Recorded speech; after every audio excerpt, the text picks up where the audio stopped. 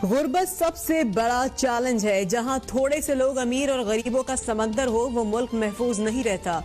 वजीर आजम इमरान खान का security dialogue के इफ्तिताही सेशन से खिताब। कहते हैं कि मालियाती खसारे से हमारी करेंसी मुतासर हुई। करेंसी की कदर गिरने से मुल्क में महंगाई बढ़ी और आम आदमी मुतासर हुआ। फूड सिक्योरिटी और माहौलियाती तब्दीली भी कौमी सलामती का अहम इशू है। कोशिश है कि ज्यादा से ज्यादा आबादी को टारगेटेड सब्सिडी दें। फूड सिक्योरिटी से मुतालिक अप्रैल में नई सोच लेकर आ रहे हैं। सिक्योरिटी फोर्सेस ने कुर्बानी देकर हमें महफूज बनाया। अफगान अमन के लिए कोशिशें की हैं। बाइडेन इंतजामिया भी समझती है कि जंग मजीद नहीं चलना चाहिए।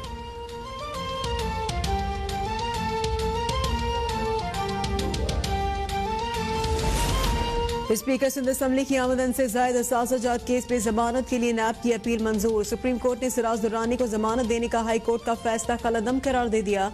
अदालत ने रिमांड दिए।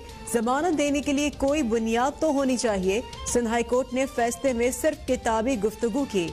सिंध हाई कोर्ट सिराज दुर्रानी की दरख्वास्त जमानत पर शवाहिद को मद्देनजर रखते हुए 2 माह में असर-ए-नौ फैसला करे।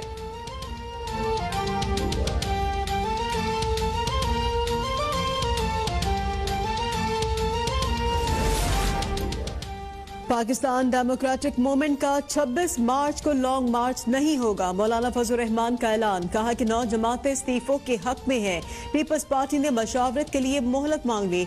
मरियम नवाज बोली के इस्तीफों पर पीपल्स पार्टी के फैसले तक कुछ नहीं कह सकते। पीडीएम नहीं, हुकूमत खत्म होगी।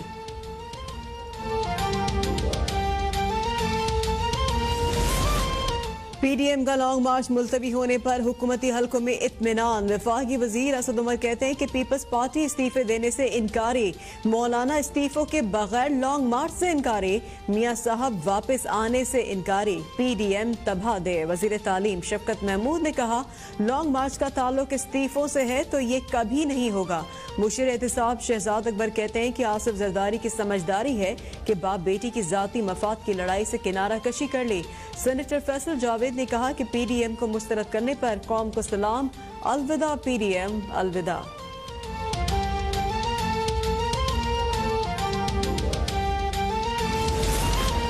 मुल्क में कोरोना से मजीद 61 अफराद जाँ बहक। 2351 केसेज रिपोर्ट। फाल केसेज 22,792 हो गए। कोरोना टेस्ट मुस्बत आने की शरह 6% रही। कोरोना से अमवात 13,656 तक पहुँच गए। KPK में आज से पेशावर समेत 9 शहरों में तालीमी इदारे बंद। चीन से 5 लाख वैक्सीन की खेप आज पाकिस्तान पहुँचेगी।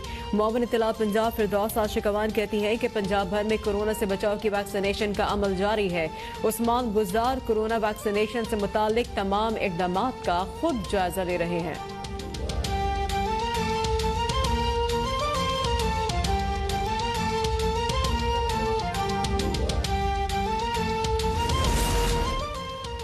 वज़ीर आज़म इमरान खान आज एक रोज़ा दौरे पर लाहौर जाएंगे। वज़ीर आज़म को पंजाब के इंतजामी सूरत हाल पर ब्रीफिंग दी जाएगी।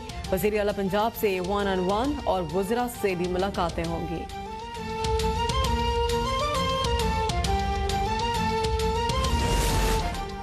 चेयरमैन और डिप्टी चेयरमैन सेनेट की मज़ार क़ायद पर हाजिरी। फूलों की चादर चढ़ाई। सादिक संजरानी कहते हैं कि सेनेट में तमाम मामला पहले भी मुनसिफाना चलाए और अब भी सबको साथ लेकर चलूंगा। प्रिजाइडिंग ऑफिसर की रिजल्ट पर रूलिंग पर मेरी बात करना बनता नहीं। जिन्होंने मुझे वोट दिया उनका शुक्रिया अदा करता हूँ।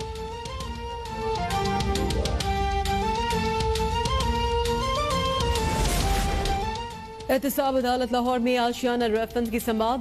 नैब हुकाम ने शहबाज शरीफ को अदालत में पेश कर दिया। रेफरेंस के 3 गवाहों सईद अख्तर, मुजम्मिल हुसैन और सईद अशरफ अली पर जुर्रा जारी। इंटरबैंक मार्केट में डॉलर की कीमत 32 पैसे कमी से 156 रुपए 40 पैसे हो गई। पाकिस्तान स्टॉक एक्सचेंज में कारोबार का मुस्बत आगाज।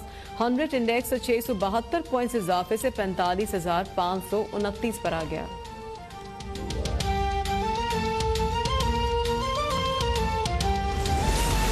वज़ीर आला पंजाब की ज़ेर सदारत आला सतह का इजलास। उस्मान बुज़दार ने पंजाब सहूलत बाजार अथॉरिटी के क़याम की मंजूरी दे दी।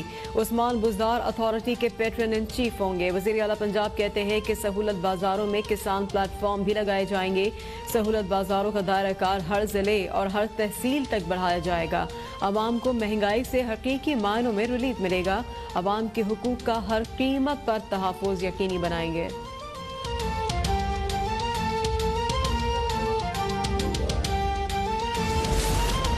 सिंध के गोदामों से करोड़ों रुपए की गंदम चोरी से मुतालिक नैब इंक्वायरी का मामला। निसार खोड़ो की जमानत में 4 मई तक तौसी। सिंध हाई कोर्ट ने नैब से पेशरफ रिपोर्ट तलब कर ली। फिशरमैन कोऑपरेटिव हाउसिंग सोसाइटी के साबिक चेयरमैन निसार मुराई की 11 साल कैद के खिलाफ अपील पर समाअत। अदालत ने नैब प्रोसिक्यूटर को नोटिस जारी कर दिया।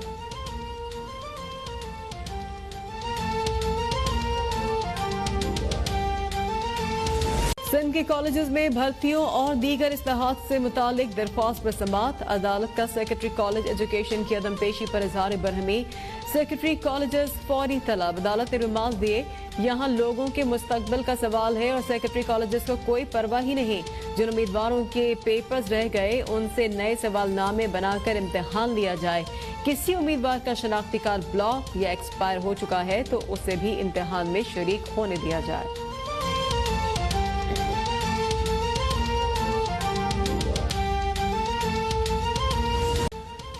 सिंध हाई कोर्ट में 14 साल बाद बुजुर्ग शहरी को इंसाफ मिल गया। अदालत का आफ्ताब मजीद के प्लॉट से फौरी कब्जा खत्म कराने का हुक्म। 24 मार्च को रिपोर्ट पेश करने की हिदायत कर दी। बुजुर्ग शहरी ने कहा कि प्लॉट पर तामीरात के लिए नक्शा पास कराने KDA गया। नक्शा तो पास ना हुआ, KDA की मिली भगत से प्लॉट पर कब्जा हो गया।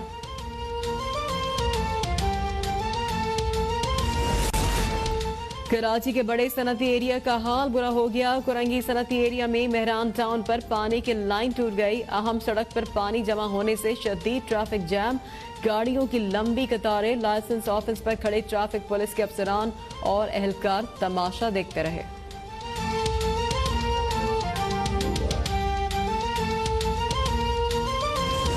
महकमे सकाफत और सयाहत में 18 अरब की करप्शन का मामला। महकमे सकाफत के गिरफ्तार डायरेक्टर रोशन कनास्ट्रो के एक और साथी के दुबई में प्रॉपर्टी खरीदने का इंकशाफ हुआ है।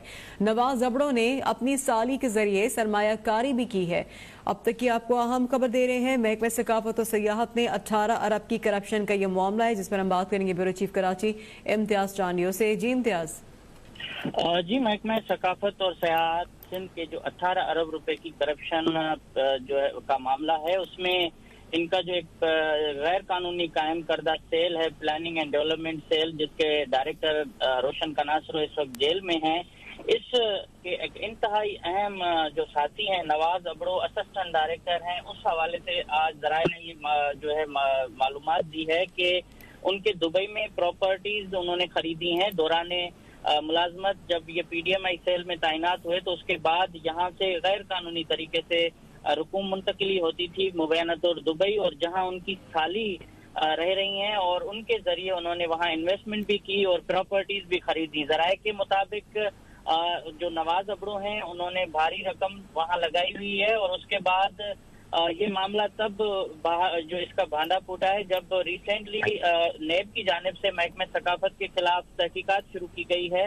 तो उसके बाद उनकी जो साली हैं उनके साथ इनके इख्तलाफात शुरू हुए और उन्होंने ये खदशा जाहिर किया कि इस किस्म की जो कार्रवाई है वो उनके खिलाफ भी हो सकती है। तो लिहाजा तमाम जो इन्वेस्टमेंट या जो दीगर प्रॉपर्टीज खरीदी गई हैं उनके नाम से वो ट्रांसफर कराना चाह रही हैं ताकि उनके गले में किसी किस्म की कोई प्रॉब्लम उनके ना आए। और इस हवाले से नवाज अबड़ो ने के हवाले से बताया जा रहा है कि उन्होंने इसी PDMI सेल में रहकर जो ठेके और दीगर कमीशनों से हासिल रकम थी उनमें से गार्डन के एरिया में पारसा अपार्टमेंट में एक 2 करोड़ रुपए का फ्लैट खरीदा है और जहां वो रहायश पजीर है। इस तरह से कैंट स्टेशन के पास उनके फ्लैट मौजूद है जिसकी कीमत भी करोड़ों रुपए में है। और इस तरह से डिफेंस बदर कमर्शियल में भी इनका एक फ्लैट है और जबकि प्लॉट्स हैं, कीमती दीगर जो जमीनें हैं।